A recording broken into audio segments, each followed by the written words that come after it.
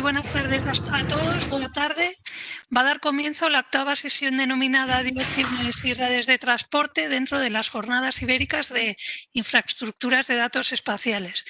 Mi nombre es Ana García de Vicuña y voy a ser la moderadora de esta sesión.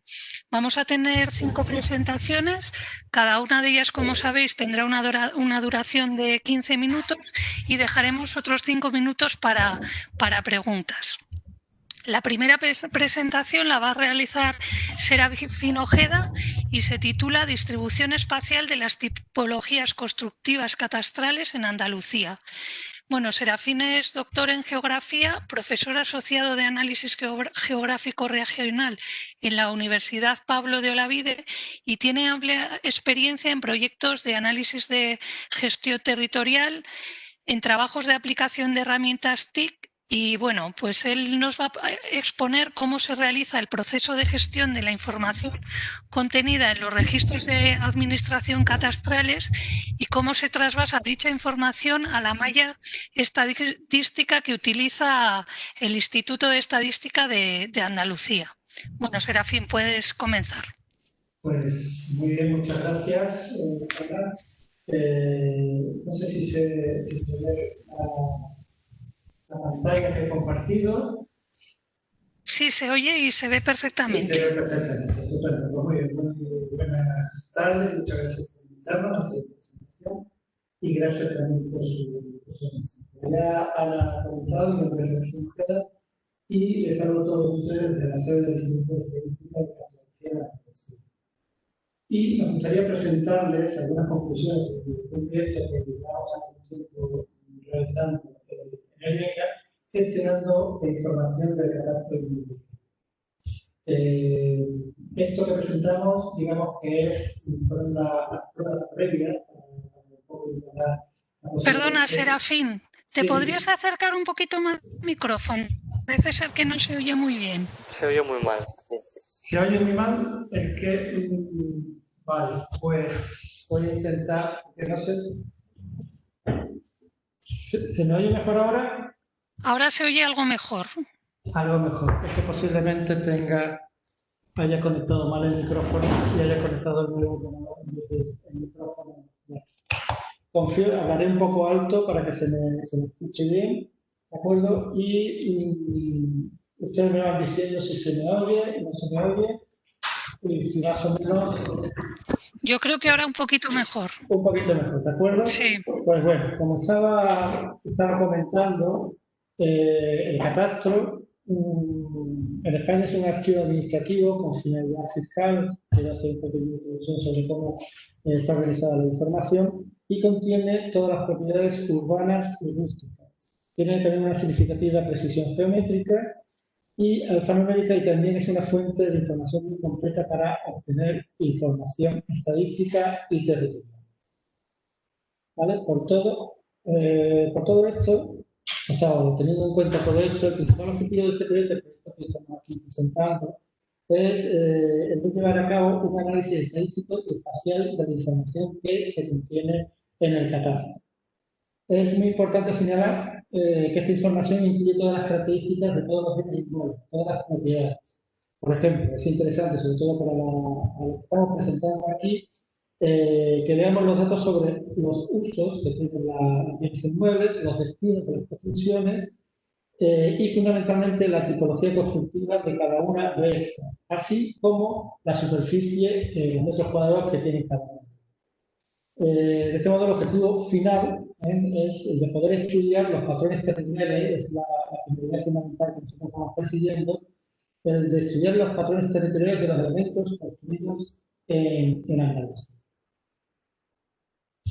Bien, como se ha comentado antes, ya lo he comentado en la diapositiva anterior, uno de los principales datos que se pueden obtener está relacionado con las tipologías constructivas existentes en cada zona. Hay que tener en cuenta que nosotros vamos a trabajar, estamos trabajando desde hace ya una serie de años, trasladando la información a celdas regulares de 250 metros para todo el territorio andaluz.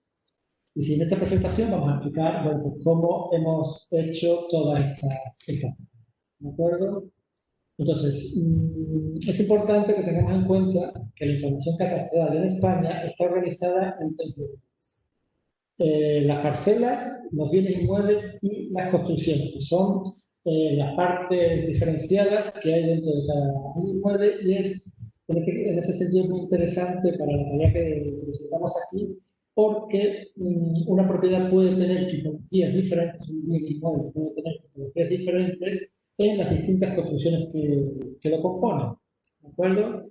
Entonces, bueno, es importante decir que se ha trabajado con información que existe en el fichero tipo 14 de construcciones, y en el campo correspondiente, el campo 105, aparece un código con un valor de calidad de la construcción que se había para este trabajo, no para este proyecto, porque no nos hace falta, y sí aparecen otros dígitos dentro de ese código que hacen referencia a la tipología constructiva, y para ello se utilizan los criterios establecidos en las normas técnicas de la evaluación. Bien, en ese sentido, como dice el último punto, el primer nivel de ese código de cuatro dígitos hace referencia al uso de las construcciones, que pueden ser residencial, industrial, de oficinas o comercial, por ejemplo, y serían, como he comentado antes, los dos tipos. En el segundo nivel se le añade un tercer dígito y se genera la clase. Y ahí ya entramos en detalles como viviendas colectivas, viviendas familiares, oficinas en edificio exclusivo, oficinas en edificio mixto, comercio en edificio mixto, o bien mercados y supermercados, por ejemplo, ¿vale? Y ya hay un cuarto dígito, que no tengo en cuenta, pero solo puntualmente, que añade la modalidad. Y la modalidad en las tipologías constructivas da un detalle ya muy pormenorizado de la información de tipologías constructivas. ¿De acuerdo? Entonces, en esta tabla se puede ver un poco cómo es la estructura de la información relativa a tipologías constructivas. Podemos ver la columna de usos, la columna de clases y la de modalidad. ¿De acuerdo? Aquí aparecen solamente los cuatro primeros usos, lo que hemos sacado de la diapositiva, pero hay en total 10 usos y 71 modalidades en total, y unos 30 clases, ¿vale? Esa es un poco la estructura que tiene la información en este sentido. Bien. En el proyecto que estamos aquí, del que estamos hablando, se ha trabajado con todas las parcelas catastrales presentes en suelo de naturaleza urbana en Andalucía. No hemos tenido en cuenta el de naturaleza rústica. Y se ha generado un punto para cada parcela, que sería el centroide de la parcela. Después vamos a hablar cómo hemos también modificado ese punto, no para la fase de proyecto, pero sí para fases posteriores. Entonces, dentro del fichero de tipo 14, de construcciones, se ha utilizado la clasificación a nivel de clase. Es con lo que hemos trabajado, con lo que hemos estructurado las operaciones, se ha explotado esa información y se ha traspasado a la celda de 250 metros. Se han contabilizado los metros cuadrados que existen en cada construcción clasificada según tipología constructiva, se ha pasado a la celda de 250 metros, y se ha contabilizado el número de construcciones y la suma total de metros cuadrados. Se obtiene, con estas operaciones, se obtiene información del número de metros cuadrados construidos en cada celda, clasificados según tipología constructiva.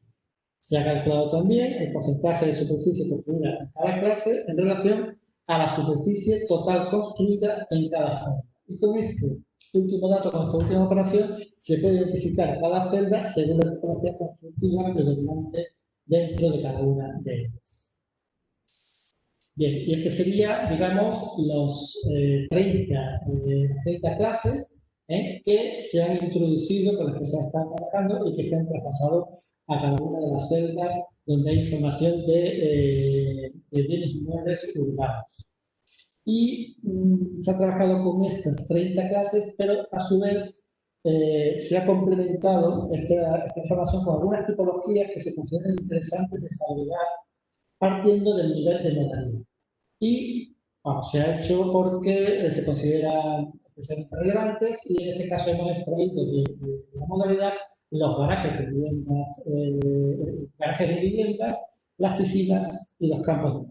Porque, como decía antes, se considera relevante desagregarlos de la clase a la que pertenece cada una de ellas por la indicación territorial que tienen estas modalidades, ¿no? Los garajes, las piscinas y los campos. Y para ilustrar, pues vamos a mostrar una serie de mapas con información de tipologías constructivas por celdas en una zona dentro del área metropolitana de Sevilla. Bueno, entonces observamos aquí en este mapa los comercios en edificios mixtos, que están evidentemente compartiendo el territorio, compartiendo el edificio con otros usos y con otras tipologías. Y podemos observar cómo esa presencia de comercio en edificios mixtos tiene una presencia de redundancia importante en el centro de Sevilla, en Triana, Los Remedios y en Nervión, y una menor presencia en el resto de la ciudad principal y del resto del área metropolitana de Sevilla. Si en la misma zona representamos el comercio en el edificio exclusivo, observamos cómo esto se concentra en algunas zonas, también en el centro, también en Nervión, y en algunas zonas comerciales en el área metropolitana cercana a la ciudad de Sevilla. Otro ejemplo podría ser con viviendas. Las viviendas colectivas de carácter urbano, en bloques de piso, tienen una distribución muy intensa, sobre todo en grandes zonas de la ciudad de Sevilla, que podemos observar aquí, y una menor presencia en municipios del área metropolitana. Pero si lo que representamos son viviendas unifamiliares, observamos cómo esta presencia de las viviendas se desplaza, desaparece en gran medida dentro de lo que es la ciudad de Sevilla y se desplaza hacia los municipios del área metropolitana. Y es significativo observar cómo en estas zonas con viviendas unifamiliares coincide en gran medida con la presencia de las piscinas, que es algo de lo que hemos estado hablando antes, porque en gran medida las piscinas se asocian a esta tipología de poblamiento relacionada con viviendas familiares, con espacios libres alrededor. ¿De acuerdo? Y también es interesante observar cómo con esta forma de analizar la información no trabajamos con un solo dato, sino que podemos relacionarlo con información de otro. Aquí estamos hablando de garajes por número de habitantes en relación a la población. En cada celda sabemos también cuántas personas residen y hemos puesto en relación el metro cuadrado de garaje en vivienda con el número de habitantes. Digamos que podemos estar hablando de la presencia de garajes per cápita, ¿no? Por utilizar una expresión que pueda ser un poco gráfica.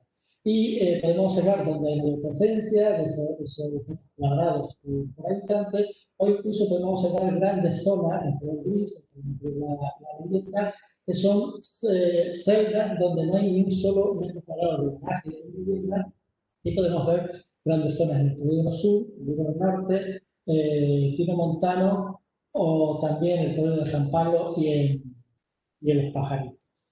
¿De acuerdo? Esto pues permite, a partir de ahí, analizar un poco la calidad urbana, la calidad de vida de las zonas urbanas, o incluso relacionado con determinados indicadores de mayor o menor. De acuerdo, esto fundamentalmente es la presentación de este primer proyecto relacionado con las tipologías constructivas. Queremos también hablar un poco de cómo está el desarrollo actual del proyecto. Estamos todavía trabajando y vamos a hacerlo de una forma muy sintética y estaríamos hablando de que se ha generado, un poco en relación con lo que estaba comentando antes del centroide de las parcelas, se ha generado una capa completa, es una operación que se ha finalizado ya, con lo que hemos llamado entidades cadastrales puntuales, que permiten, estas entidades, permiten ubicar la información catastral en puntos localizados en el portal de acceso a los bienes inmuebles. La referencia principal que se ha utilizado para ello es la aproximación postal y se utiliza fundamentalmente el CEDAW, que es el digital de la identificado, el tratamiento de Lieca, para, como información principal de la zona. Se consigue con esto una mayor precisión en la localización de la información catastral en la celda telefónica. Podemos ver un ejemplo aquí, donde pues, las líneas rojas marcan los límites de las parcelas catastrales y el punto verde es el centro. Y sin embargo, observamos las chinchetas de color rojo, que sería la localización de la entidad puntual para cada bien inmueble. Coincidente, como he comentado en el diapositiva anterior, coincidente con la información por donde esté dado. Y que en algunos casos... ¿Sí? Serafín, perdonan, 3 minutos. Perfecto, muchas gracias. Y podemos observar, porque con las líneas grises vemos las celdas y entonces observamos cómo en algunos casos la entidad del centroide ha pasado a una celda distinta porque esa entidad está en un sitio distinto. ¿De acuerdo? Y simplemente comentar ya un poco para terminar que se está avanzando también en la gestión estadística de la información temática, identificando viviendas, solares, locales, oficinas, etcétera, así como la superficie que existe en cada uno de los casos. Se trabaja no solo con la información de los bienes inmuebles, sino con la de las construcciones existentes. Y podríamos poner un ejemplo aquí. Hay que tener en cuenta que esto que observamos en esta imagen es un solo bien inmueble y como uso principal tiene la granja. Pero si vamos a las construcciones, observamos que tenemos vivienda, que tenemos una instalación ganadera, tenemos silos o tenemos un almacén, lo cual nos da una visión más real de lo que realmente es la situación. Y por terminar ya, también hay casos en los que, por ejemplo, a la izquierda tenemos 4 bienes inmuebles, son un comercio y 3 viviendas, pero hay veces que un solo bien inmueble, porque un solo propietario y una sola propiedad, puede tener diversas viviendas o diversas, o sea, en este caso también, como ejemplo, oficina o comercio, porque lo obtenemos de las construcciones a partir de la localización de su dirección postal de su planta activa. Y muchas gracias por su atención y confío en que se haya podido entender todo, ver y Bueno, muchas gracias, Serafín. Bueno, me parece muy interesante este trabajo. Entiendo que el hecho de que publiquéis esta malla de 250 por 250 metros de alguna forma os da una homogeneidad en la representación de lo que es la información, pero bueno, mi pregunta es si nos podrías comentar qué otro tipo de información de alguna forma generáis en esta malla e intercambiáis pues para sacar otro tipo de conclusiones o para ver cómo se relacionan entre ellas. Bueno, pues el IECA aproximadamente del año 2013, celdas de 250 metros, incluyendo la población con una serie de variables, centro de habitantes, determinadas características de la población, como puede ser el grupo de edad, la finalidad de origen, también en relación con la seguridad social, si están de altas, como autónomos, como... bueno, hay una gama importante y se ha ido publicando y ampliando un poco esta información, como digo, desde el año 2013. Y cada año se publica. También hay trabajos relacionados con determinadas variables demográficas, como mortalidad y demás, que se están representando desde aproximadamente, como digo, el año 2013 en esta malla homogénea, en cuanto que son todas las celdas iguales en cuanto a forma y tamaño, cuadradas y de 250 metros de lado, y eso permite, como hemos visto en uno de los mapas, y relacionar, en este caso, los metros cuadrados de garaje con la población residente de esa zona. Muy bien, muchas gracias. Bueno, parece ser que no hay más preguntas. Si os parece... Tengo una pregunta. Sí. Quería preguntarte sobre la actualidad de los datos que estáis utilizando. ¿Puedes hablar un poco sobre eso? Sí, la actualidad de los datos es la información más reciente que hay con la información gráfica, o sea, la localización de las parcelas, como la alfanumérica, fundamentalmente el fichero 15 y el 14. y va un poco en función de cómo se pueden insertar en el sistema, que estamos hablando de información de la más reciente, de 2019, 2018, en los casos. Estoy hablando de la información de catástrofe. Y después la de población, por ejemplo, que es la más recurrente, la última es la de 1 de enero de 2018. ¿Sí? Sí.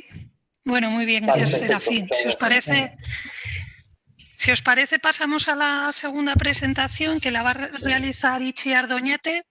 Bueno, la presentación se titula Geocodificador y base de datos de Cartociudad. Itziar es graduada en el grado de Ingeniería Geomática y Topografía de la Universidad Politécnica de Madrid. Pertenece al Cuerpo de Ingenieros Técnicos en Topografía del Centro Nacional de Información Geográfica y actualmente trabaja en el proyecto Cartociudad, tanto en la parte de actualización de datos como en el mantenimiento y actualización de diferentes servicios que ofrece Cartociudad. Ella nos va a explicar cuáles son las nuevas incorporaciones de información en Cartociudad y los procesos que se emplean para ellos, así como las nuevas funcionalidades que han incorporado en el geocodificador de direcciones. Hola, buenas tardes a todos. Como ha dicho Ana, voy a explicar el geocodificador y la base de datos de Cartociudad. Bien, primero os voy a introducir en Cartociudad, posteriormente hablaré de la actualización que hemos hecho en la base de datos de Cartociudad, también hablaré del servicio RES geocodificador y de los problemas que hemos detectado y subsanado en la actualización. También hablaré del componente de búsqueda y GNSEC y para finalizar hablaré sobre las conclusiones. Bien, ¿qué es Cartociudad? Pues es el conjunto de direcciones postales de España con representación puntual, procedente de distintos organismos, tanto estatales, autonómicos y locales, y son complementadas con la asignación del código postal y la población a la que pertenecen.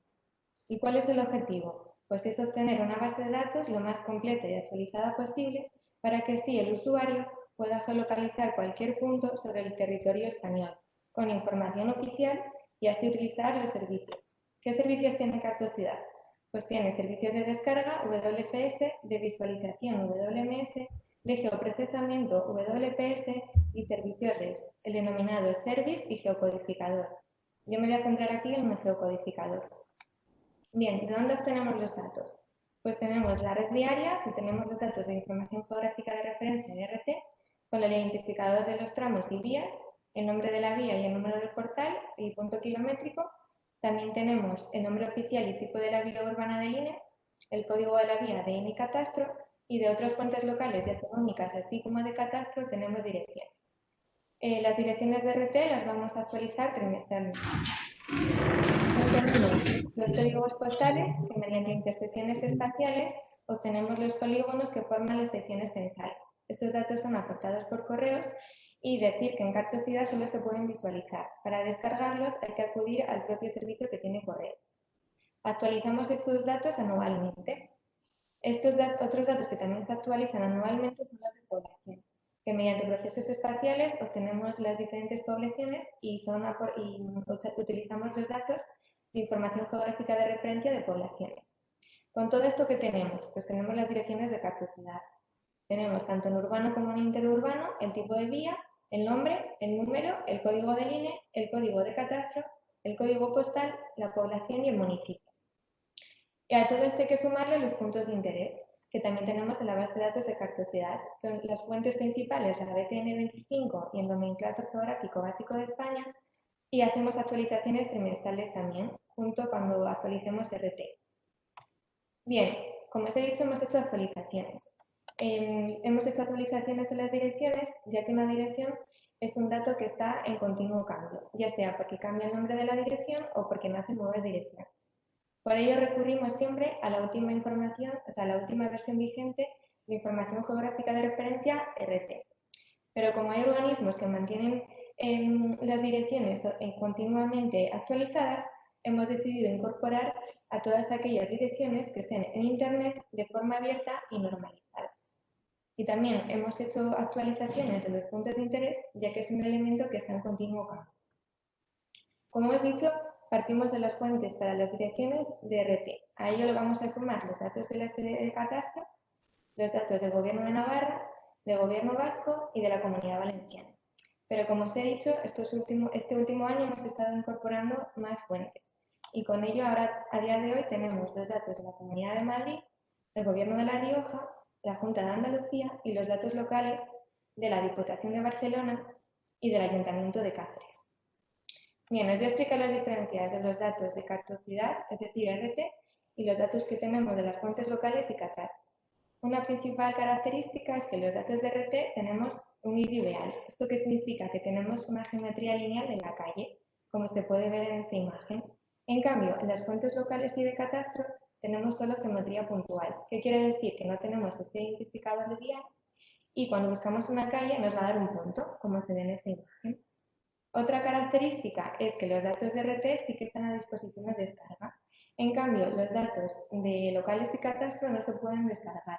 Solo los actualizamos para su inclusión en nuestro codificador.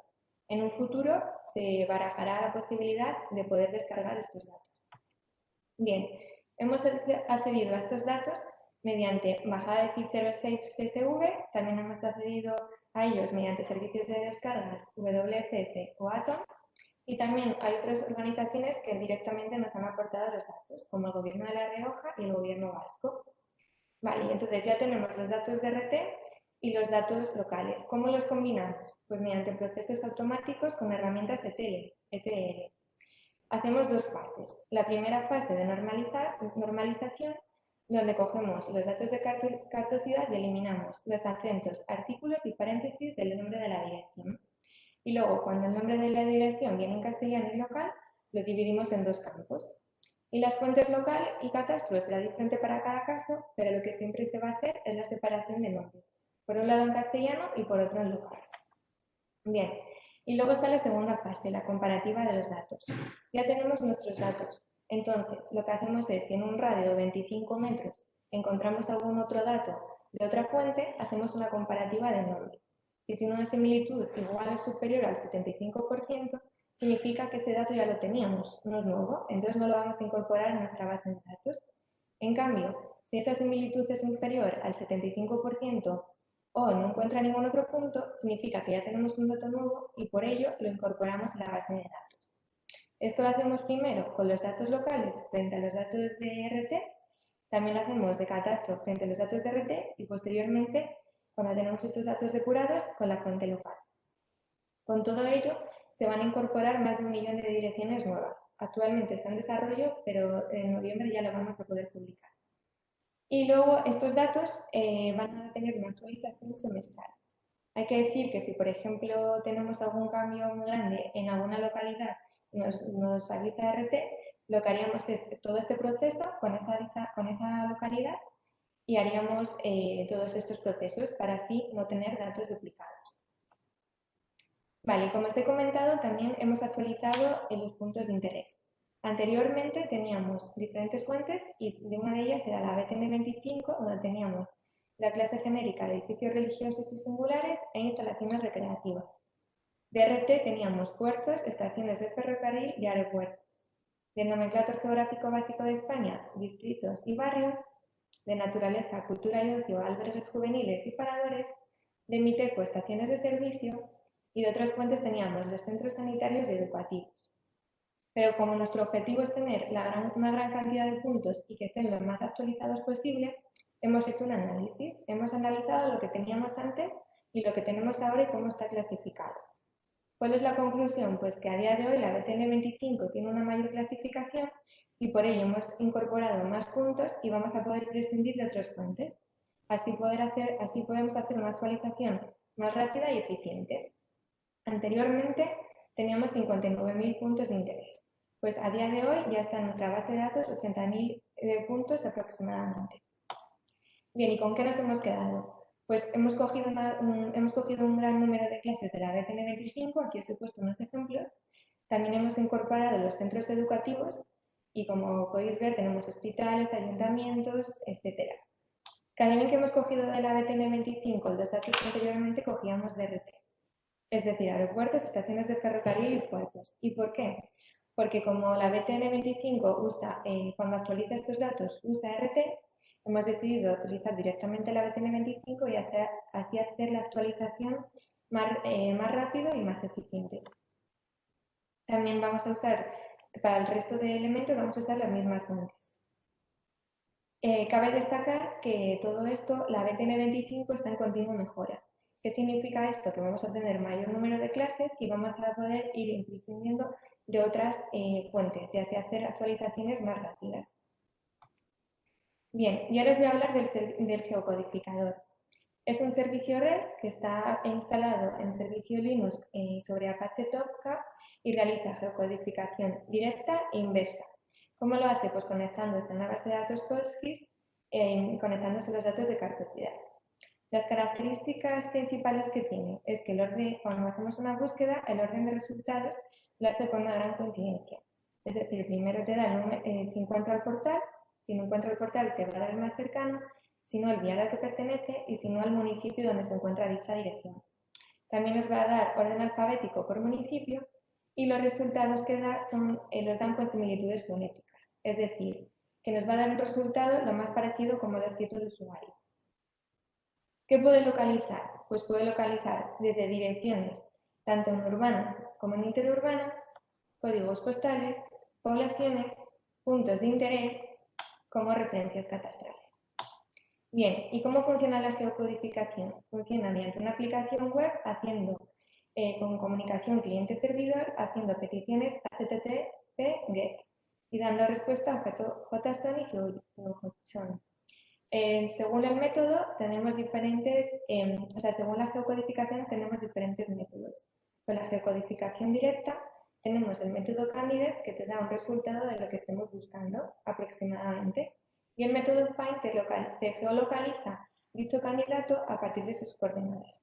Y la geocodificación inversa hace lo contrario. A partir de unas coordenadas geográficas te obtiene la dirección más próxima. ¿Y todo esto cómo funciona? Pues gracias a unos parámetros, que unos serán obligatorios y otros no. Hay que destacar que tenemos una actualización en el parámetro no proces. Anteriormente teníamos no proces municipio, población y topónimo. Pues a día de hoy también tenemos callejero y así en el resultado de la consulta va a aparecer todo lo que tengamos en la base de datos, exceptuando las direcciones. Bien, una vez que entendéis cómo funciona la geocodificación, os voy a explicar los errores que hemos encontrado al actualizar la base de datos. Hemos tenido problemas con las nuevas direcciones con las calles de apóstrofes. Como veis en la imagen de la izquierda, cuando escribíamos una calle con apóstrofe, el servicio, el geocoder nos daba un resultado, pero luego no nos lo geocodizaba, se quedaba parado el geocodificador. A día de hoy, una vez que seleccionamos la calle, ya nos lleva a la calle, ya nos geolocaliza bien. Y también hemos tenido problemas cuando tenemos similitud de nombres. Es decir, os he contado que tenemos datos de RT y datos locales. Pues si en ambas tablas tenemos una calle muy parecida, pero con un vial distinto o con un portal distinto, el geocodificador no funcionaba bien. Aquí se ve, por ejemplo, que escribíamos Plaza de la Iglesia 2 y nos llevaba a la calle de la Iglesia 2, o sea, es un error. Ahora cuando escribimos Plaza de la Iglesia 2 Madrid, nos dice, vale, no tenemos el número 2, pero tenemos el más próximo, el número 1. Lo seleccionamos y como veis ya ese error se ha subsanado, nos lleva al número 1. Y otro ejemplo que nos enseñó una usuaria, que nos comunicó una usuaria, es que cuando seleccionábamos Plaza Castilla, nos llevaba a la carretera y a día de hoy ya nos lleva a la plaza, ya está corregido. Y por último, pero no menos importante, el componente de búsqueda IGNSR. Es un widget desarrollado en jQuery que combina dos consumos, dos servicios REST, geocodificación directa de cartocidad y búsqueda de topónimos de nomenclátor geográfico básico de España.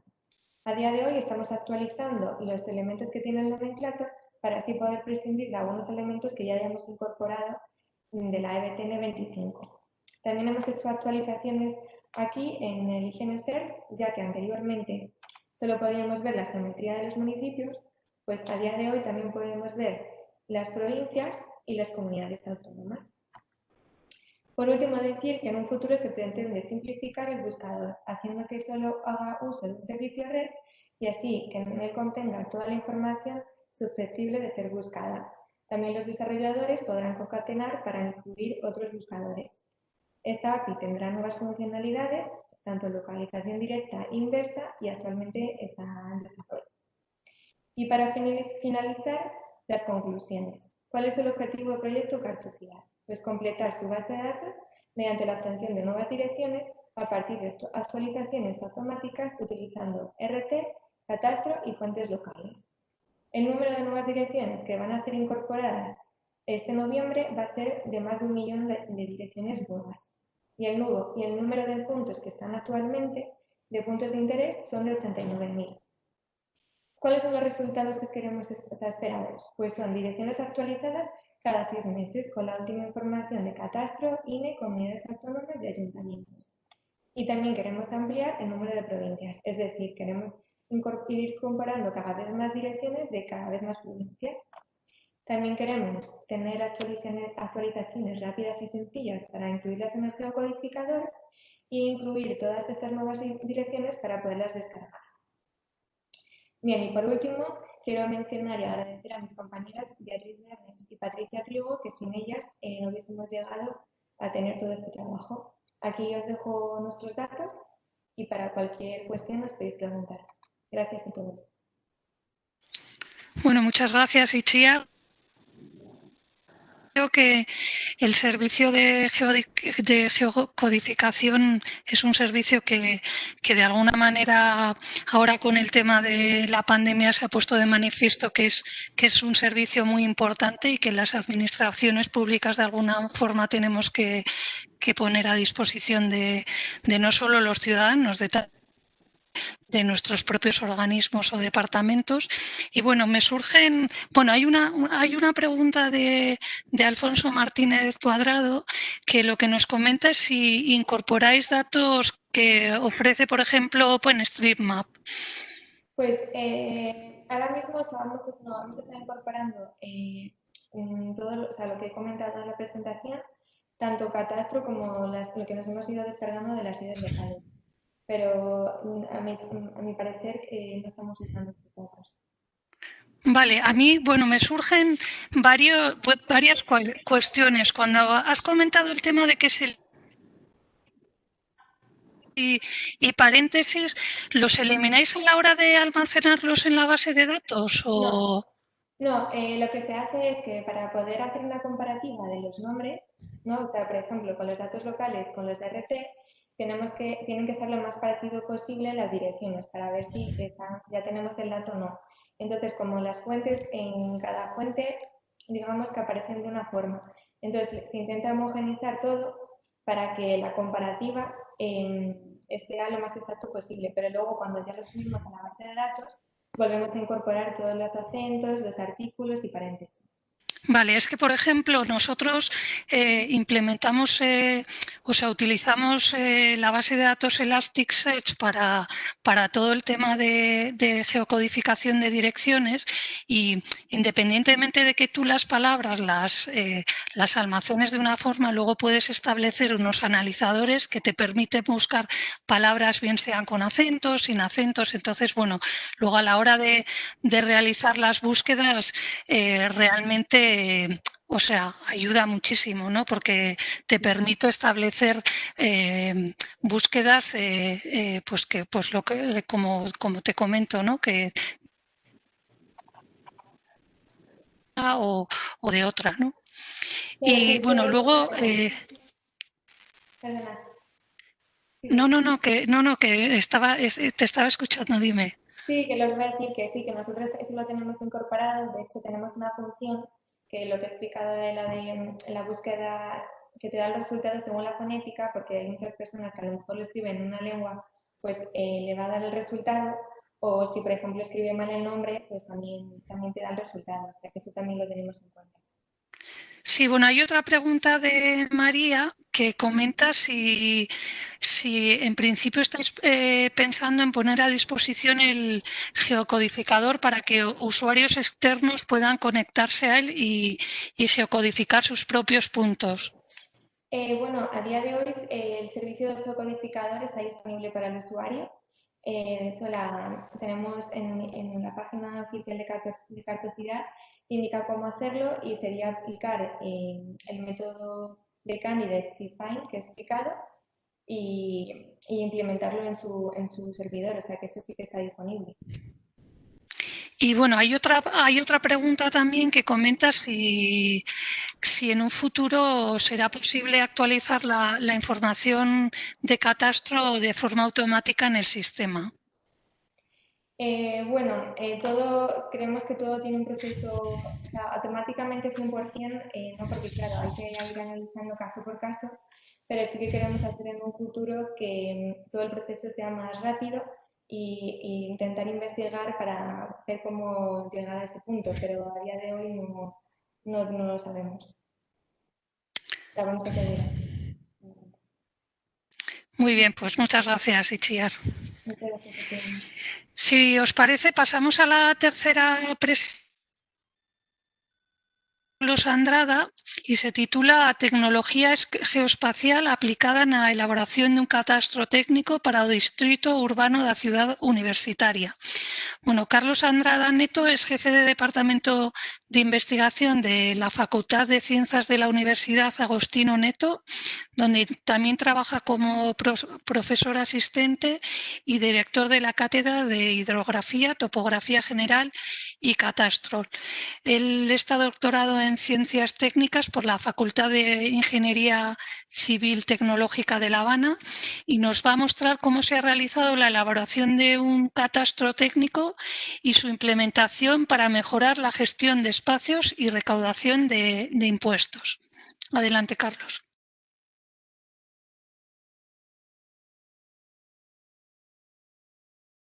¿Escucha? Sí, te escuchamos, Carlos. Buenas tardes a todos. Buenas tardes, Ana. Muchas gracias por la organización de la Jornada de Infraestructuras de Datos Espaciales, por la oportunidad para presentar los resultados preliminares de algunos trabajos que hemos realizado y también algunas investigaciones relacionadas con la producción de información geoespacial, que es una línea de investigación que hemos adoptado.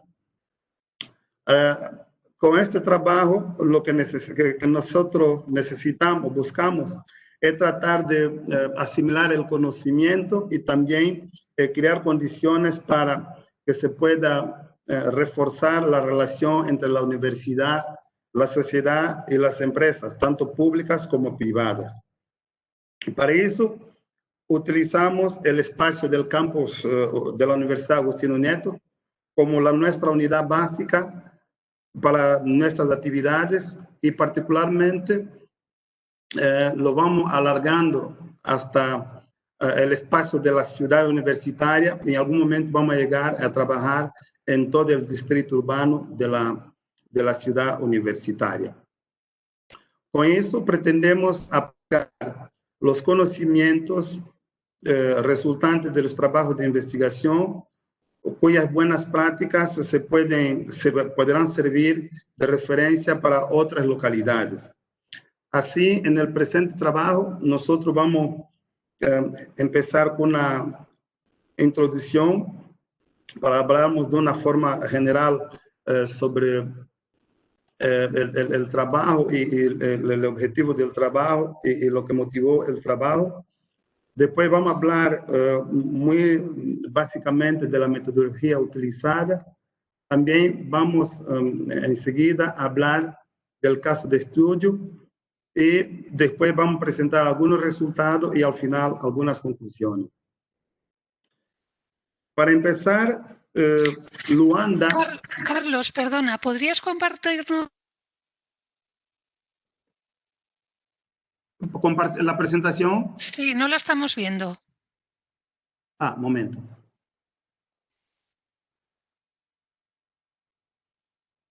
Vale, yo creo que, bueno, ha empezado. Ahora sí, ya está mejor, sí. ya.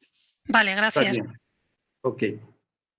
Entonces, para empezar, la ciudad de Luanda es la ciudad con más población en Angola, llegando a alcanzar hasta 20% de los habitantes viven en esta ciudad, que representa más que un cuarto de la población del país. Además, la densidad poblacional de Luanda, algunos autores la consideran las más altas del mundo. Y eso, ahora tengo dificultad de pasar. Ok.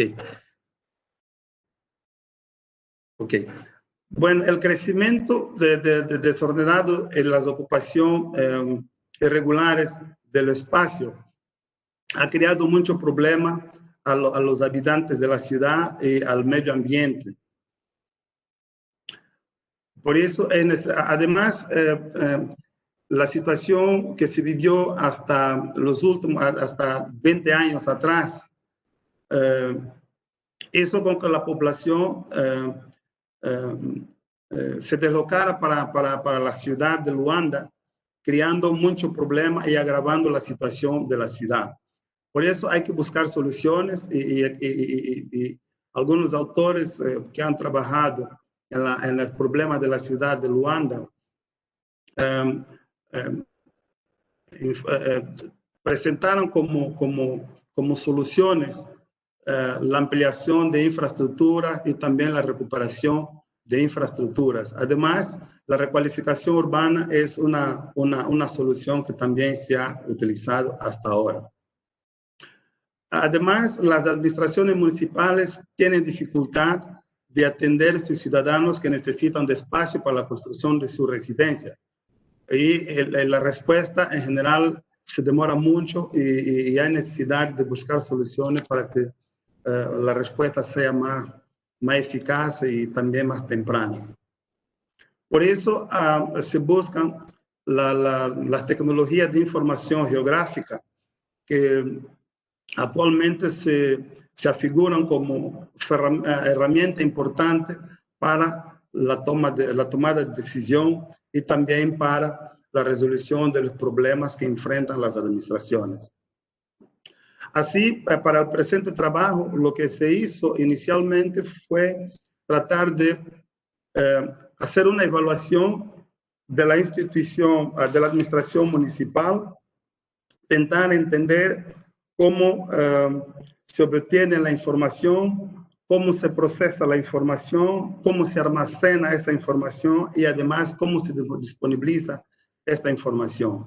Para eso fue necesario hacer reuniones con las partes interesadas, como personas de la administración, los funcionarios de la administración, los técnicos y también algunos miembros de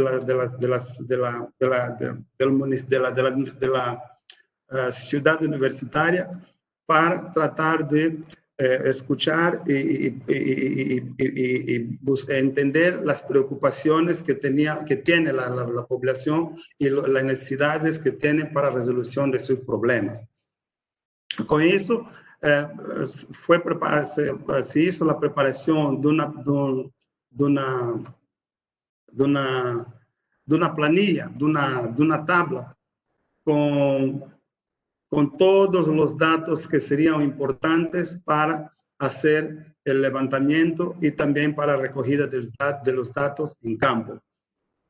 Con eso se llenó un formulario donde se registraba la información que se recogía y también se utilizó una ortofoto de la zona en la cual se fue identificando cada una de las casas, cada uno de los objetos levantados para su posterior digitalización en oficina. Después se realizó el trabajo de campo. Con eso, toda la información fue tratada en oficina y con eso también fue creada una base de datos utilizando MassScale, porque más adelante vamos a ver, y con eso entonces ya se estableció el sistema, la base para el catastro de la zona. Aquí tenemos la localización del distrito urbano. En Angola nosotros tenemos el país se divide por provincias y las provincias por municipios y municipios por comunas, en algunos casos por comunas, y en los centros urbanos nosotros tenemos, además de las comunas, tenemos el distrito urbano. Y aquí tenemos entonces el distrito urbano de la ciudad universitaria que sirvió de base para nuestro trabajo. Aquí tenemos la localización. Con eso, aquí tenemos el momento de la conversación o de la reunión con las partes interesadas. Tenemos la preparación del formulario. Y aquí tenéis un dispositivo usado para el registro en campo de toda la información recogida. Aquí tenemos el ortofoto utilizado para la recogida de información. Bueno, la base de datos hecha inició con fue utilizando el MySQL. Con eso se trató de preparar la base de datos a partir de una estructura previamente elaborada. Después donde se crean los atributos y también los relacionamientos entre cada una de las tablas. Aquí tenéis el resultado final del modelo de entidades relacionales resultante de la base de datos creadas.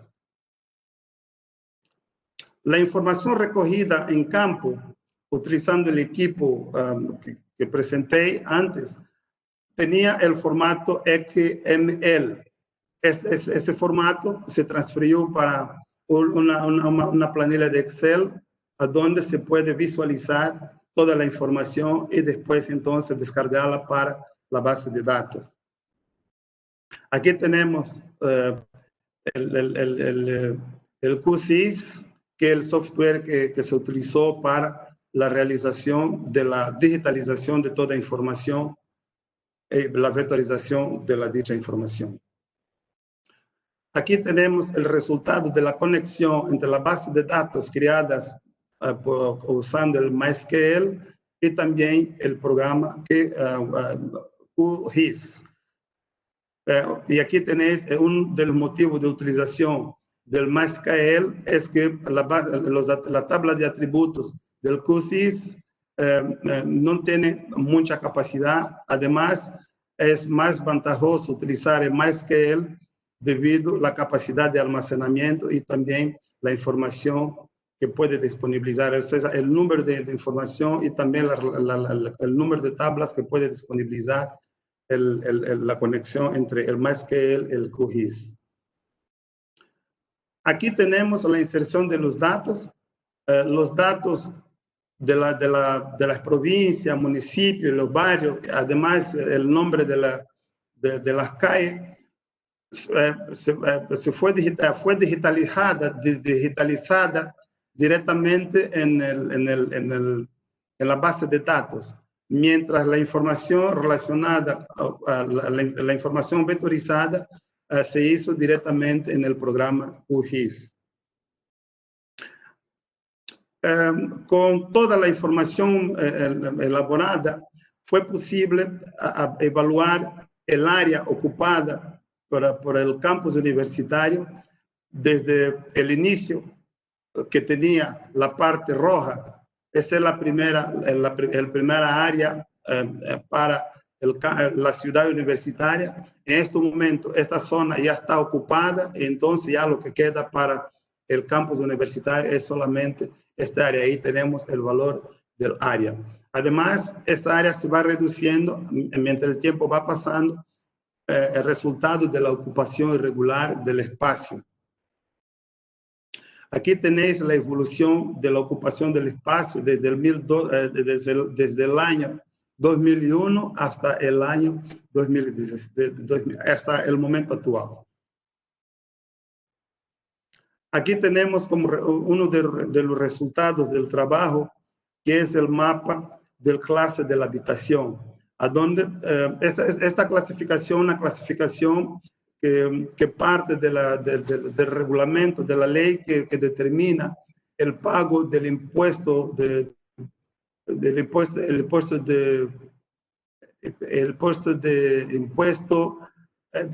pago del impuesto relacionado con el uso del espacio.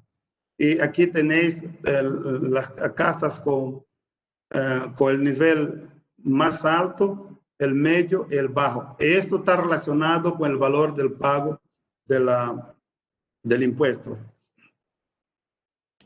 Aquí tenéis las edificaciones, o sea, el dominio de la ocupación. Aquí hay edificios a donde viven los propietarios y los edificios que están arrendados, o sea, alquilados. Y aquí podéis ver algunos edificios que están alquilados que, de acuerdo con la ley, el pago del impuesto no es el mismo que las personas que viven en su propia residencia. Aquí también tenéis un mapa del dominio de la ocupación, a donde se puede ver las casas también arrendadas y las no arrendadas, o sea, alquiladas y las no alquiladas. Aquí podéis ver que el índice de ocupación de cada una de las residencias es muy alto, a donde se puede ver que en las casas de renta alta, con el número que tenemos aquí, de 170, o sea, en 33 casas viven 170 personas. Y en la renta baja tenemos en 17 residencias viven 102 personas. Eso indica el nivel de población que vive, o sea, la cantidad de personas que viven en esta zona, a pesar de ser muy pequeña.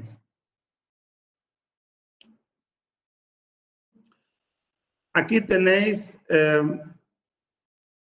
la evolución de la ocupación del espacio. Aquí tenemos el año de la primera ocupación y el momento actual. Y aquí tenéis el histórico de la evolución de ocupación del espacio en esta zona. Aquí tenemos lo mismo. Aquí tenéis los servicios. Aquí tenéis la administración, escuelas, el comercio. En fin, son todos los servicios disponibles en esta zona. Aquí tenéis lo mismo.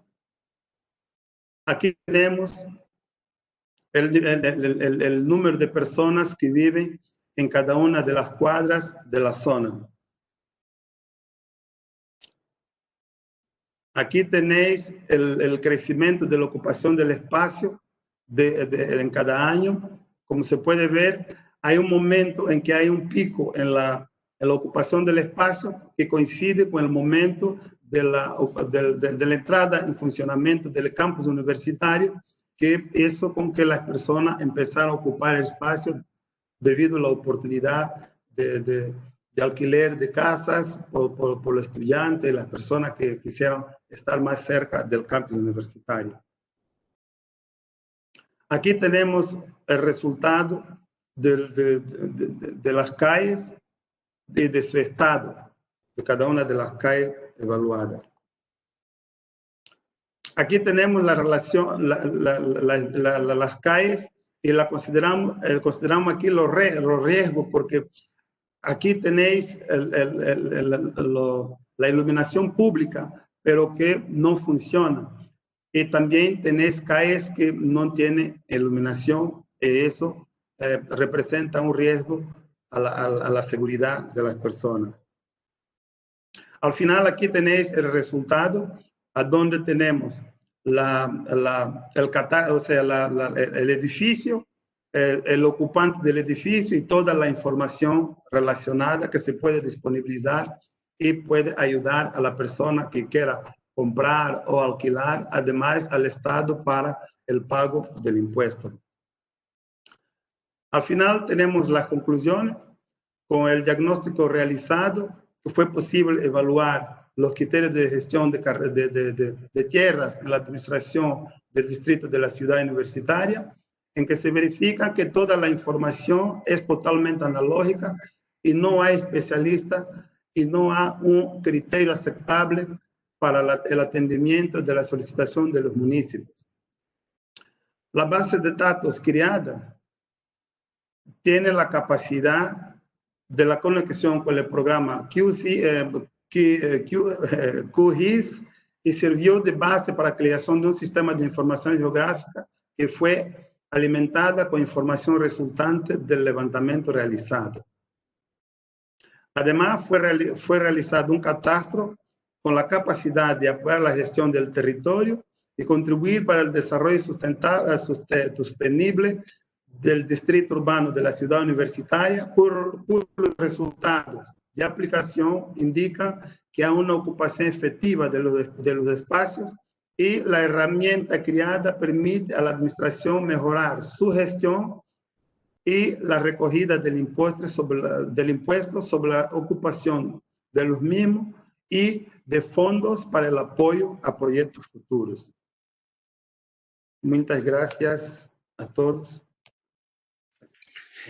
Muchas gracias por la presentación. Bueno, nuevamente tenemos un trabajo que nos ofrece una visión de cómo se organiza el espacio. Este tipo de nos puede ayudar en la gestión y en la planificación urbana. Bueno, se me ocurren algunas preguntas, como por ejemplo, ¿cuáles han sido los recursos humanos de los que habéis dispuesto para llevar a cabo todo el proyecto? ¿Y cuánto tiempo o en cuánto tiempo habéis acometido lo que es la recopilación de toda la información? Ana, este trabajo, como yo dije al inicio, hace parte de una línea de investigación que nosotros adoptamos con el objetivo de asimilar el conocimiento y crear herramientas para atender la sociedad. Entonces, este trabajo nosotros lo hicimos con nuestros estudiantes. Ahí, como ven, nosotros tenemos ahí yo y más 3 coautores, y además un grupo de estudiantes que han trabajado en este proyecto. Hasta ahora han pasado en este proyecto ya son 8 estudiantes y 2 profesores. Somos todos 10 personas. Y este trabajo se hizo a lo largo de todo el año de 2018. O sea, todos estos estudiantes han participado, como si dijésemos, en todas las fases del proyecto, tanto en la captura de datos en campo como en la implementación de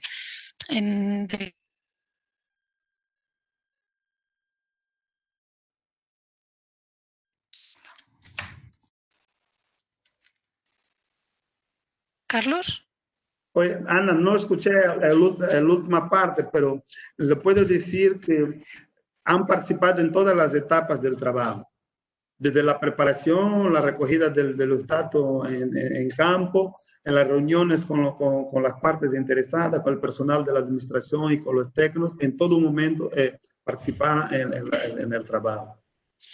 Y he entendido como que la información de partida, que ha sido solo la ortofoto, no disponíais de una cartografía vectorial o que hubiera en la zona ya que os hubiera podido servir para iniciar el proyecto.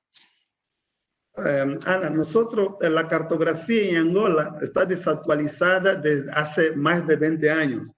En Luanda hay un mapa de 1988, escala 1 para 2000, pero en esta zona no había casas en aquel momento. Entonces no hay cartografía de base, pero nosotros tenemos una estación permanente, tenemos equipos para hacer levantamiento.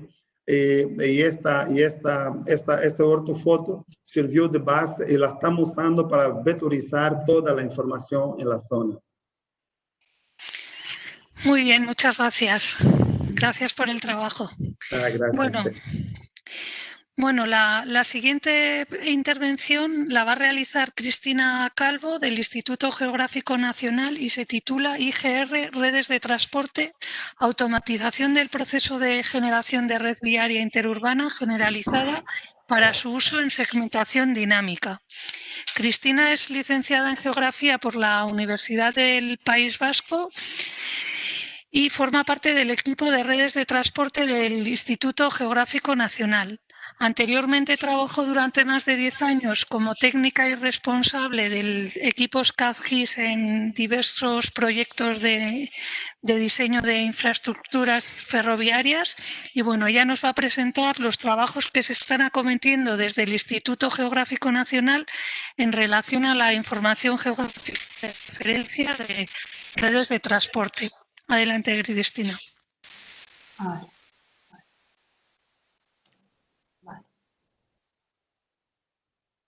Perdón, voy a compartir pantalla.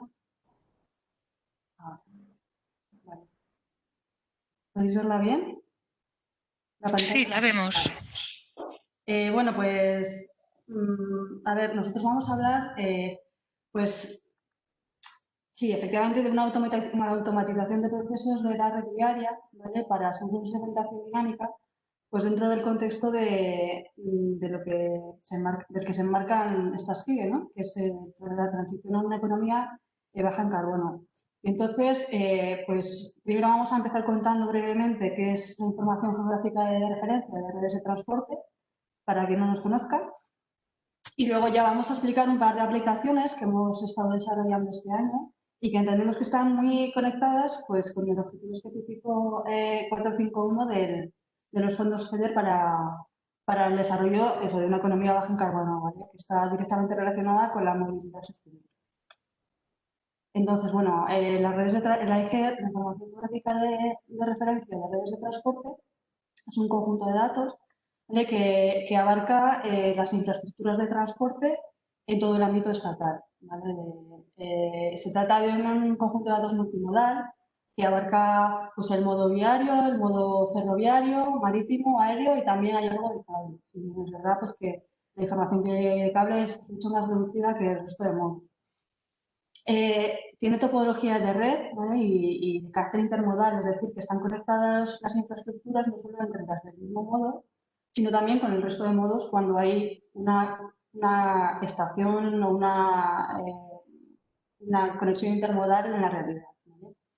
Bueno, creemos que uno de los puntos fuertes de este conjunto de datos es la homogeneidad, ya que aunque partimos de muy distintas fuentes de datos y todas ellas oficiales, pues siempre se hace desde un mismo criterio. Entonces creemos que ese es uno de nuestros puntos fuertes, ¿vale? El tema de que siempre vas a encontrar los datos a la misma escala y generamos con los mismos criterios en todo el territorio. Y bueno, luego tenemos una actualización periódica. Este año que sacaremos, bueno, se realizarán actualizaciones de los modos ferroviario, marítimo y aéreo. Y estamos a punto de publicar una actualización de toda la red viaria y especialmente la parte municipal. Bueno, las dos aplicaciones de nuestros datos que vamos a presentar, pues uno hace referencia al tema de referenciación lineal y segmentación dinámica y la otra se trata de aplicar nuestros datos a rutas mínimas y subzonas. Ambas aplicaciones están hechas sobre los datos del modo viario. Bueno, la referenciación lineal, no sé si mucha gente lo conoce. Aquí está una definición que encontré y me gustó y es un método que identifica la localización de un elemento haciendo referencia a un segmento lineal y la distancia a lo largo de dicho segmento desde el origen. ¿Esto qué significa? Pues a ver, en este pantallazo es de un conjunto de líneas que está en la zona de Valladolid, ¿vale? Son líneas de nuestro conjunto de datos de RT, son solo carreteras y tienen los PKs asociados. ¿Vale? Si nos vamos, por ejemplo, a esta zona, pues aquí hay un puente. Hay un puente y si en un GIS nos posicionamos sobre el puente, pues nos saldrán estas coordenadas. Pero hay otra forma de referenciar este puente. Este puente está a lo largo de una estructura, ¿vale? ¿Y qué sabemos? Pues si nos preguntan en referencia a esa estructura dónde está ubicado, pues podremos decir que está pues, en el kilómetro 16 y pico, ¿vale? Entonces, ¿qué hace la referenciación lineal? Pues lo que busca es decirnos exactamente dónde está este puente, ¿vale? Que no solamente sepamos dónde está el PK16 y el PK15, sino que también a lo largo de toda la estructura podamos decir exactamente dónde están las cosas.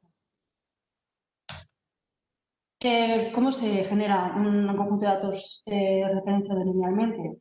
Pues, a ver, los ingredientes son las geometrías lineales y los PKs. Las geometrías lineales a lo largo de las cuales vamos a ubicar los datos y los PKs que nos van a ayudar a calibrar esas líneas, ¿vale? A ver, son los ingredientes y es necesario que sean ingredientes de calidad. Si los datos de partida están mal, es imposible bueno, supongo que no solo explicaciones anotadas, pero que salga bien. ¿Vale? Entonces, los pasos es, primero, la creación y revisión de ese conjunto de geometrías lineales continuas, luego la recopilación de los PKs con los que vamos a calibrarlas, y luego ya el siguiente paso es la calibración en sí, que básicamente es aplicar los algoritmos que hay disponibles en cualquier GIS, y luego ya es usar esas geometrías calibradas para que os referencien automáticamente otro tipo de datos. Vamos a ver el ejemplo que seguro que queda más claro. Bueno, a todo esto, la referenciación lineal, gracias a eso, para lo que nos sirve es para poder utilizar unas únicas geometrías para referenciar muchos conjuntos de datos distintos, ¿vale? Con lo cual, pues ahí nos ahorramos el coste de generar y dividir las geometrías para cada uso que tengamos que hacer, ¿vale? Entonces, la aplicación de la que voy a hablar es, bueno, una que empezamos a trabajar ya hace unos meses y nos vino dada por la solicitud de un usuario que nos preguntaba si teníamos información de los gálibos de los túneles y puentes a lo largo de nuestra red diaria. Y era porque pues este usuario, su trabajo era generar rutas de transportes para una empresa que llevaba los materiales para hacer aerogeneradores. Entonces, se trataba de camiones muy grandes con unas dimensiones, pues eso, que serían lo habitual, y se encontraba con el problema de que no tenía un conjunto de datos en el que hubiese las restricciones. Entonces estuvimos mirando y efectivamente estas restricciones vienen dadas, bueno, por la DGT. Son los que dicen, los que dan el listado de puntos en el que determinados vehículos que sobrepasen límites de longitud, de altura, de anchura, o simplemente tramos en los que haya restricciones de circulación por otros temas, pues los dan en esta tablita, ¿vale? Es un documento que está online y es una tabla alfanumérica, como veis, ¿no? Entonces, esta persona, evidentemente, podría cogerse estas restricciones, que eran en total 4.000, y, bueno, y mirarse, ¿no?, por dónde tiraba su camión. Pero pensamos que podría ser pues una buena idea y pensamos que podría ser realmente un servicio de utilidad al público, pues pasar esos datos sobre nuestras carreteras de red. Entonces, aprovechando que acabábamos de terminar la revisión de los datos de Castilla y León, aprovechando también que teníamos un conjunto de PKs de la DGT que nos habían pasado recientemente, y bueno, y aprovechando la colaboración de la Junta de Castilla y León, que nos ha pasado datos actualizados de sus carreteras y gracias a las cuales hemos podido hacer una revisión, pues decidimos hacer un piloto sobre la Comunidad Autónoma de Castilla y León, ¿vale? Entonces, bueno, los datos de partida, aquí están las geometrías de RT, que eran 208.000 tramos, las de Castilla y León, que son menos, pero porque no están tan segmentadas como las nuestras. Las nuestras están divididas en un montón de cachitos según cambian los atributos, y las de Castilla y León eran continuas. Y luego los PKs de la DGT, ¿vale? Que eran unos 35.000 en cada sentido, es decir, 60.000. Y la tabla que hemos visto antes. Entonces, bueno, primero pues creamos un conjunto de líneas continuas sin bifurcaciones. A ver, no es necesario que sea totalmente continua, ¿vale? Aquí en amarillo podéis ver nuestros datos de partida, que son las carreteras que están en RT, y aquí los datos generalizados, ¿vale? Si veis, en azul están las calzadas de sentido doble, en verde las calzadas de sentido ascendente según la kilometración, y en rojo las de sentido descendente según la kilometración. Si veis, no, esto no es continuo, ¿vale? No hace falta que sea continuo, o sea, interpola y extrapola entre estos puntos el algoritmo, ¿vale? Pero sí que es necesario que no haya bifurcaciones. Es decir, si al llegar aquí estos dos tramos fueran de sentido doble, el algoritmo no sabría por dónde seguir, ¿vale? Si ahí ya tiene de sentido ascendente, pues ya sabe que tiene que seguir por aquí, ¿vale? Pues, y entonces, la creación de un eje de sentido para cada cantidad de cada vial, ¿vale? Que son los elementos que luego vamos a calibrar, y luego la selección de los elementos puntuales. Como hemos dicho antes, pues en este caso teníamos un conjunto muy bueno, eran pues, los PKs de la DGT, ¿vale? Pero en cualquier caso, para calibrar hace falta que una forma de relacionar los PKs con los viales que usamos, ¿vale? Que el algoritmo sepa qué PK corresponde a qué vial, unicidad de hitos, es decir, que no se encuentre dos PKs 1 o dos PKs 2 para una misma vía, porque entonces el algoritmo no sabe cuál le vale, y luego la exactitud posicional, que evidentemente la calibración será mejor cuanto mejor sea la exactitud posicional de los hitos. Bueno, también en este sentido tengo que decir que no solamente hemos contado con los PKs de la DGT, sino que también el Ministerio de Antiguo de Fomento, ahora mismo, nos pasó en su día los PKs de todas las carreteras de titularidad. Entonces, de modo general, para sus carreteras hemos usado esos PKs y para el resto los de la DGT. Vale, bueno, el siguiente proceso es la calibración de las líneas. Una vez que tienes los dos conjuntos de datos, es simplemente aplicar el algoritmo. Nosotros hemos aplicado el algoritmo pues, con QGIS, el que hay en ArcMap y en ArcGIS Pro. Cada uno tiene sus matices, cada uno tiene sus posibles errores, su forma de calibrarlo, pero el resultado en todos los casos es bastante similar. ¿Vale? Entonces, bueno, el resultado después de aplicar la calibración a los conjuntos de datos son 3.629 rutas, ¿vale? Sobre las cuales ya hemos volcado la tabla que veíamos al principio. Entonces, a ver, esto es... Ahí, vale, bueno, esto es un vídeo que he grabado para que veáis los datos. Los datos amarillos son los tramos originales de RT. Ahí tenéis también en azul los PKs que hemos utilizado. Si veis, están ahí tanto los tramos troncales como los enlaces, ¿vale? Los enlaces no los hemos utilizado a la hora de calibrar por el tema de que había muchas bifurcaciones. ¿Vale? Si veis ahí, pues estamos encendiendo lo que son las rutas, en verde la ruta ascendente y en rojo la ruta descendente. Y si veis todos los vértices, si veis a la derecha, está las coordenadas X y Z y la M. La M es el valor que se da a cada vértice, de tal manera que ahora ya estas líneas para cada vértice tienen un valor kilométrico. Ese valor kilométrico es el que nos va a ayudar a volcar los datos de la DGT que están pues, en kilómetro, imaginaros, 16,750, ¿vale? De esa manera es como el algoritmo va a saber dónde está concretamente cada elemento de la restricción, ¿vale? Pues ahora vamos a ver el resultado, ¿vale? Aquí hay dos capas, una de restricciones puntuales y otra de restricciones de tramo, ¿vale? Porque en la tabla aparecían estos dos tipos de restricciones. Entonces, por ejemplo, vale, nos acercamos a este punto y vemos que, pues eso, era simplemente una línea en nuestra tabla, en nuestro PDF de la DGT, y ahora ya, apoyándose en el PK mencionado, pues se ha pasado sobre la ruta, ¿vale? Nos indica pues, que es un PK que hace referencia a la longitud máxima de los vehículos que pueden transitar por ahí. En fin, pues una serie de cosas que evidentemente toda la tabla pasa a estar en el shape, ¿vale? Pone, bueno, en fin, toda la información adicional que da la DGT. Vale. Luego también vamos a ver pues, un ejemplo pues, de cómo se genera ese tramo. Los tramos exactamente igual, ¿vale? En vez de un punto se genera un tramo a lo largo de la ruta y ahí veis lo mismo, ¿vale? Que tiene pues todos los datos que nos venían de la DGT, ¿vale? Ahí dicen de los meses de julio, no sé qué, etc. Pues bueno, eso sería un poquito para que vierais el resultado un poquillo más en vivo.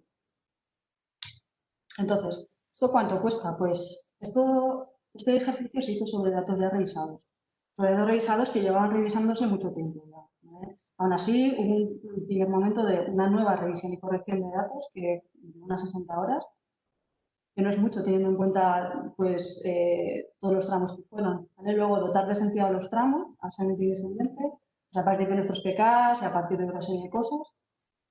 Luego, la generación de geometrías lineales continuas y luego ya finalmente la calibración volcado. Ya veis que estas tres partes, estos tres trabajos, que es la generación de las geometrías, es de lejos lo que más tiempo lleva, ¿vale? Luego la calibración, que al final es aplicar una herramienta de un GIS. Y el volcado de los datos es inmediato, es muy rápido. Y lo bueno es que una vez que tenemos generadas calibradas las geometrías, ya las podemos aplicar, a usar para volcar cualquier otro tipo de datos, pues ubicación de paradas de autobuses interurbanos, en fin, cualquier cosa que tenga un PK ideal. Entonces, bueno, la segunda aplicación que voy a contar es la de esta generación de rutas y cálculo de distancias, ¿vale? Es un mapa de costes desde cada capital de municipio a otros lugares. Esto comenzó hace unos meses también por la solicitud de una persona del Ministerio de Transición Ecológica que estaban viendo un poco el riesgo de despoblación de las distintas áreas del Estado, ¿no? Y entonces entendían que la distancia de cada capital de municipio al hospital más cercano o a la población de 20.000 o 50.000 habitantes más cercana, pues era un factor de despoblamiento. Nos pidieron a ver si podíamos sacar estas rutas. A ver, las rutas se pueden sacar desde Google Maps, por ejemplo. Además que son 8.131 los municipios que hay en el estado. Entonces, claro, sacar uno en Google Maps, sobre todo que nunca sabes cuál es el más cercano. Hay veces que está claro y hay veces que no está tanto, ¿vale? Nos pidieron a ver si teníamos la capacidad de hacerlo y nos pensó pensamos pues, que era una forma muy chula de darles una utilidad a los datos y ver el tema de generación de rutas, que no lo habíamos explorado hasta ahora. Entonces, esto se hizo para todo el ámbito estatal y se partió de los datos de RT, los tramos, el nomenclator, que es de donde sacamos los puntos de capital del municipio, y el catálogo de hospitales del Ministerio de Sanidad. ¿Vale? Entonces, el proceso fue primero la generación de geometrías con topología, que ahora veremos lo que es, luego la asignación de costes para cada tramo, cuántos minutos tardas en recorrer cada tramo, la elección de los nodos de inicio y fin, porque el algoritmo de ruta mínima, evidentemente, necesita que le digas de dónde a dónde vas. El algoritmo ya busca el mejor camino, pero si no dices de dónde a dónde, pues no. Y finalmente el cálculo de la ruta, ¿vale?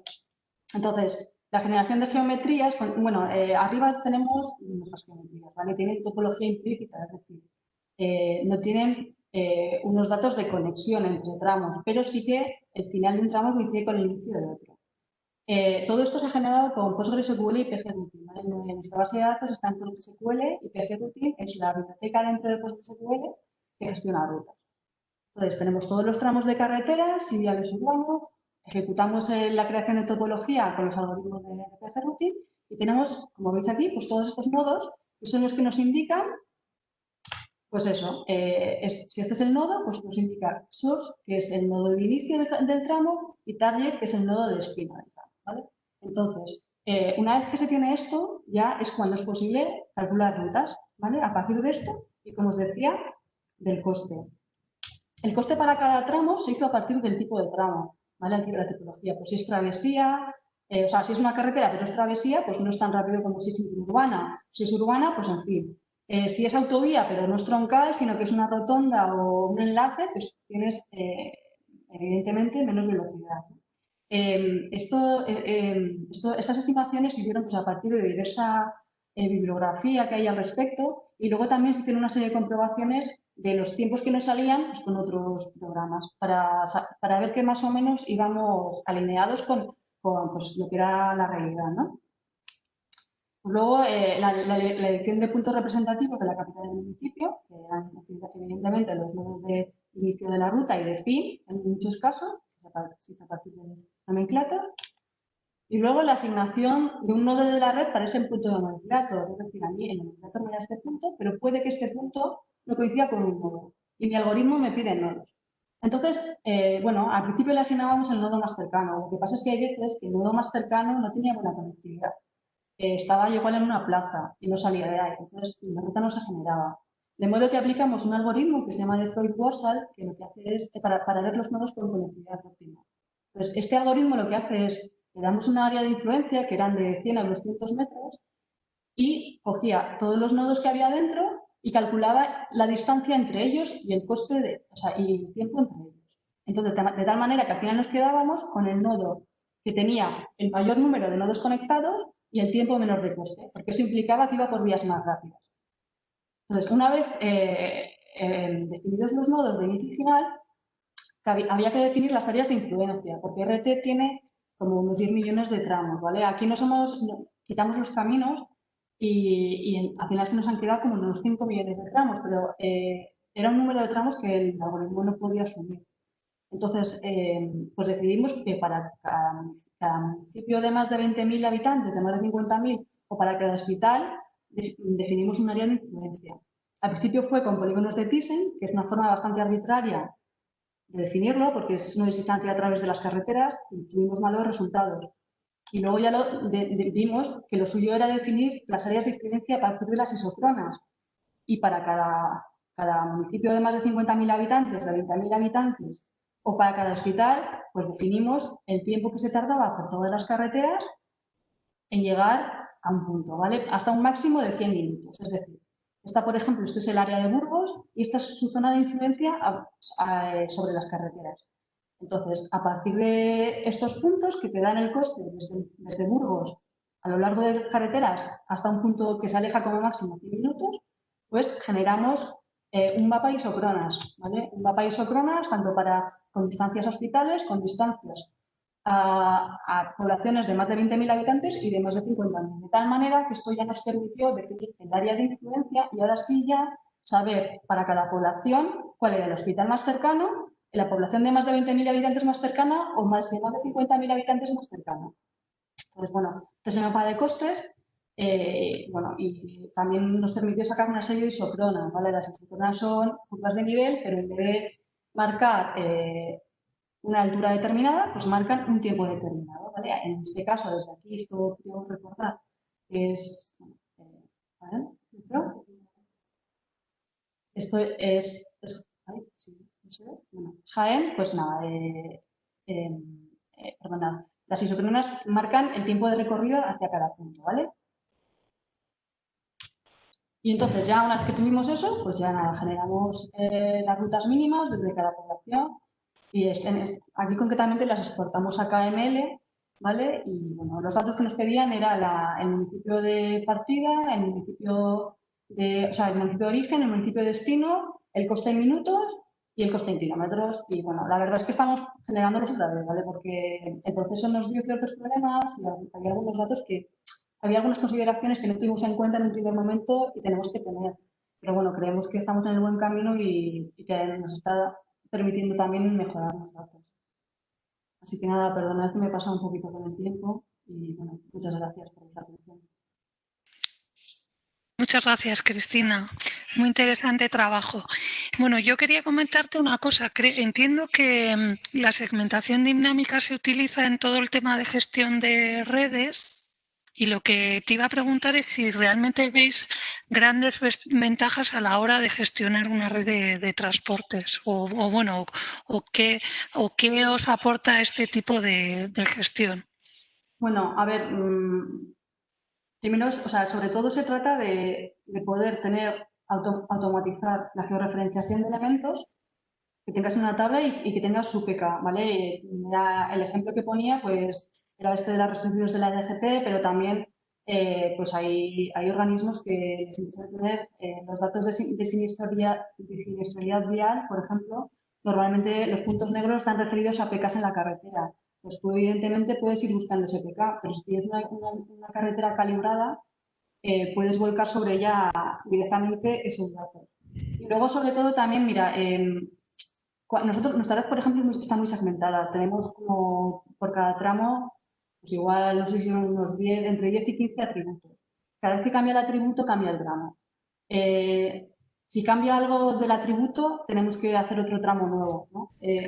Si mantienes una red con segmentación dinámica, no te hace falta andar segmentando, ¿vale? Puedes tener una tabla externa en la que gestionar los atributos y luego puedes generar automáticamente los tramos a partir de esa tabla externa, no te hace falta trocearla cada vez. O sea, esto a día de hoy no lo tenemos y yo creo que, dada el volumen de nuestros datos, de verdad que para nuestro conjunto de datos no lo veo factible, pero creo que para otros conjuntos de datos más pequeños y para necesidades específicas sí que es factible. O sea, ¿no os planteáis hacerlo para toda la red entonces? Entiendo. Sí que vamos a calibrar toda porque pensamos que es un conjunto de datos de interés para los usuarios, pero no la vamos a gestionar internamente calibrada. O sea, me refiero que no vamos a sacar los atributos fuera y gestionarlos todos desde tablas externas. Es que la verdad es que me resulta un poquito difícil explicarlo. O sea, sí que creemos que es un dato de interés y lo vamos a calibrar, pero a nivel de producción, ahora mismo, no nos lo planteamos. O sea, producirlo directamente con geometrías lineales y ir generando externamente las tablas de... Sí, de puntos, ¿no? Eso es. Vale. O sea, es decir, por ejemplo, yo si tengo un tramo de 1 kilómetro y en ese kilómetro el pavimento cambia 5 veces, en mi base de datos de RT tendré 5 tramos. Claro. Eso es como lo tenemos ahora. Con segmentación dinámica tendría un solo tramo y tendría una tabla externa, ¿vale? Que me dijera en qué PK, tiene cada tipo de pavimento, ¿vale? Y tendría un solo tramo, ¿vale? Entonces, si me cambiase el pavimento nuevamente, solamente tendría que cambiar mi tabla alfanumérica, ¿vale? O sea, seguiría teniendo una sola geometría y cuando la necesite segmentada me la puedo generar dinámicamente. Pero es que ahora mismo, con la cantidad de tramos que tenemos nosotros, sobre todo tenemos enlaces y, ¿sabes? Que los enlaces a día de hoy no están calibrados porque hacen falta pues identificarlos bien y tener PKs o tener más datos, pues es un tema que no nos planteamos. No sé si te respondieron. Sí, sí. Sí. Bueno, tenemos varias preguntas. Parece ser, bueno, hay algún compañero que comenta a ver si tenéis las cotas y las pendientes de las carreteras. A ver, lo que tenemos nosotros, o sea, el conjunto de datos RT es como un conjunto de datos 3D, ¿vale? Y 3D se dota de cota a partir de los MDT, de los modelos digitales de terreno que generan nuestros compañeros en el equipo de LIDA. Entonces, los datos tienen cota, excepto los túneles, que por dentro no hay manera de que podamos darles cota y entonces una interpolación y los puentes, que también se hacen por interpolación. El resto tiene cota y a partir de la cota se puede sacar la pendiente. Sí que es verdad que, si no estoy equivocada, el equipo de LIDAR ha sacado un mapa de pendientes hace poco y creo que ya está publicado. Entonces también se le podría dotar de pendientes, ¿vale? O sea, vamos, resumiendo, perdona. Cota sí, porque están en 3D, excepto túneles y puentes que están interpolados, y la pendiente no, pero se podría dar pendiente a partir del mapa LIDAR de pendientes. Luego Hugo nos comenta los recursos y tiempo que consumisteis para calibrar toda la red. Bueno, es que es lo que he dicho antes, o sea, los recursos se gastan sobre todo, o sea, toda la red no tenemos calibrado, ahora mismo tenemos calibrado Castilla y León, ¿vale? Entonces, las horas las he puesto antes, como dejaré colgado el PowerPoint, pues las podéis consultar, pero realmente en lo que se va el tiempo es en generar un conjunto de datos que esté con calidad, ¿vale? Que tenga bien asignados los viales, que tenga bien asignada la tipología, porque si os dais cuenta nosotros calibramos troncales, entonces tiene que estar bien decidido el tipo de tramo que es, ¿vale? Entonces, en eso, pues todo el tiempo que quieras. Llevamos 3 años revisando un contrato de actualización de red diaria, ¿vale? Pero ya lo que es, una vez revisados los datos, pues han sido como un par de semanas de trabajillo de una persona. Trabajo ahí intenso de revisión, pero ya sobre unos datos muy, muy depurados. De hecho, fíjate que hemos sido los primeros sorprendidos en que haya sido tan rápido, ¿sabes? Porque estas cosas, sabes que puedes hacerlas, porque en teoría con tus datos puedes hacerlas, pero hasta que no te pones, pues entonces la verdad es que estamos muy contentos, porque eso nos indica que podemos hacerlo para el resto del Estado, que es de lo que se trata. Y bueno, pues a ver, resumiendo, Castilla y León nos ha llevado a una semana, o sea, una persona, 2 semanas.